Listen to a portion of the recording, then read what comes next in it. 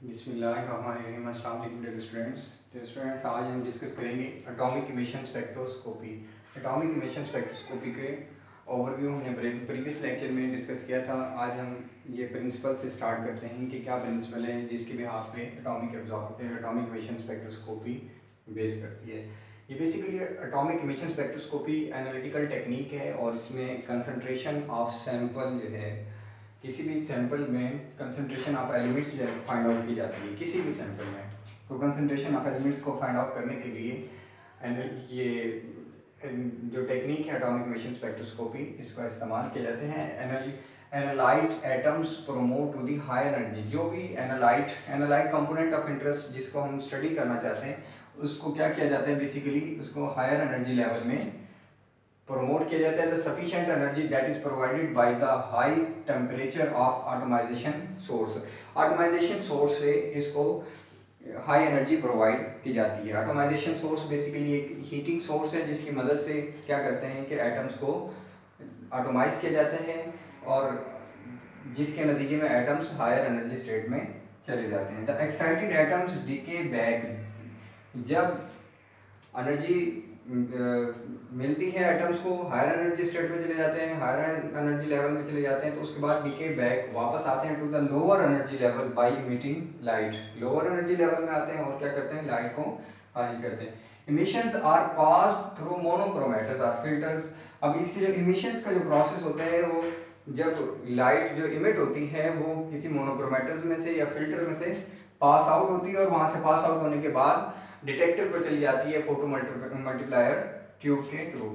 Prior to the detection by photomultiplier tube. Photomultiplier tube के बारे में हमने डिस्कस किया था, जो कि रेडिएशंस को इन्हांस करने में मदद करती हैं, विजिबलाइज करने में मदद करती हैं, ताकि इजीली उसको स्टडी किया जा सके जो भी रेडिएशन रिलीज होती है। उसके बाद नेक्स्ट है इंस्ट्रूमेंटेशन। इंस्ट्रूमेंटेशन के हवाले से इसकी जो इंस्ट्रूमेंटेशन है बिल्कुल सेम एज इससे मिलती जुलती है। एटॉमिक इमिशन स्पेक्ट्रोस्कोपी और एटॉमिक एब्जॉर्प्शन स्पेक्ट्रोस्कोपी टेक्निक जो है, इन दोनों की इंस्ट्रूमेंटेशन का जो प्रोसेस है वो दोनों एक दूसरे से मिलते जुलते हैं, लेकिन एक चीज का फर्क है, but without presence of radiation, कि इसमें जो है एटॉमिक इमिशन स्पेक्ट्रोस्कोपी में रेडिएशंस का जो सोर्स है उसको इस्तेमाल नहीं किया जा सकता कि how to create the radiation source जो कि फाल करते हैं किसी भी कंपोनेंट। तो इसमें बेसिकली हीटिंग का प्रोसेस होता है जिसके नतीजे में कंपाउंड रेडिएशन इमिट करता है और उसको स्टडी कर लिया जाता है। तो same as atomic absorption spectroscopy instrumentation के हवाले से, but without presence of radiation, लेकिन इसके अंदर रेडिएशन नहीं होती। In atomic absorption spectroscopy sample is atomised, atom की फॉर्म में कन्वर्ट किया जाता है एंड देन ऑटोमाइज किया जाता है and the analyte atoms are excited to the higher energy level, और जो atoms हैं वो higher energy level में चले जाते हैं। elements in a sample are excited, जो कि एलिमेंट जो कि सैंपल में मौजूद होते हैं वो एक्साइट होते हैं during their residence in an analytical plasma. और ये क्या करते हैं, जो एनालिटिकल प्लाज्मा होता है, प्लाज्मा बेसिकली एटम्स, आयंस और न्यूट्रल एटम्स, डिफरेंट टाइप्स के एटम्स है उनका मिक्सचर होता है। तो एनालिटिकल प्लाज्मा जो जिसको हम एनालिसिस कर रहे हैं उसको स्टडी किया जाता है। And the light emitted from these excited atoms, जो कि हमने हीट अप किया था, जिसको हमने एनर्जाइज किया था हायर एनर्जी लेवल में गए, तो उसमें से क्या होता है कि लाइट जो है वो रिलीज होती है, इमिट होती है from these excited atom and ions is then collected. और इसमें जो आयंस मौजूद होते हैं उनको कलेक्ट कर लिया जाता है, सेपरेट कर लिया जाता है and detect to produce an emission spectrum, और इनको डिटेक्टर की तरफ लेके जाया जाता है और जो कि जिसकी मदद से डिटेक्शन कर लिया जाता है कि इमिशन स्पेक्ट्रम क्या है। देन है इंस्ट्रूमेंटल कंपोनेंट्स के। इंस्ट्रूमेंट के कंपोनेंट्स इसमें क्या क्या होते हैं इंस्ट्रूमेंटल कंपोनेंट्स। फर्स्ट वन जो कंपोनेंट है, the instrumental components which comprises an atomic emission systems includes, first one आ जाएगा an excitation source. An excitation source यानी कि जो हायर एनर्जी लेवल में लेकर जाएगा, क्या सोर्स होगा।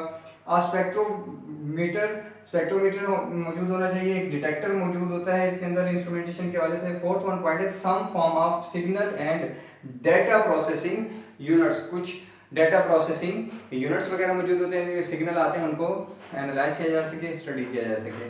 तो डियर स्टूडेंट्स, ये आज हमने ये प्रिंसिपल के हवाले से एटॉमिक एमिशन स्पेक्ट्रोस्कोपी किस प्रिंसिपल पर बेस करता है, बेसिकली हम इसको एनर्जाइज करते हैं, हायर लोअर एनर्जी लेवल से हायर एनर्जी लेवल में लेकर जाते हैं, और लेकर जाने के बाद उसमें फिर जो लाइट इमिट होती है, उस लाइट इमिट होने के नतीजे में स्पेक्ट्रम ऑब्टेन हो जाता है। स्पेक्ट्रम से हम कंपाउंड के बारे में एनालिसिस कर लेते हैं। इसी तरह से हमने इंस्ट्रूमेंटेशन के बारे में देखा कि इंस्ट्रूमेंटेशन में क्या क्या चीज़ें हैं, किस किस तरह से आयनाइज किया जा सकता है, किस किस तरह से एटम्स को हीटअप किया जाता है, हायर एनर्जी लेवल में लेकर जाया जाता है, फिर सेपरेट आउट किया जाता है। उसके बाद इंस्ट्रूमेंटल पार्ट्स हैं, मेन पार्ट्स जो हैं 4, उनको डिस्कस किया है कि एक्साइटेशन हमें सोर्स चाहिए, स्पेक्ट्रोफोटोमीटर या स्पेक्ट्रोमीटर चाहिए, स्पेक्ट्रोमीटर के बाद उसके डिटेक्टर चाहिए, some form of signal and data processing units की नीड होती है। इंशाल्लाह नेक्स्ट लेक्चर में हम इसकी डायग्राम के हवाले से और इंस्ट्रूमेंटेशन की जो हमने 4 पार्ट्स डिस्कस किए हैं, इनकी डिटेल की तरफ मूव ऑन करेंगे।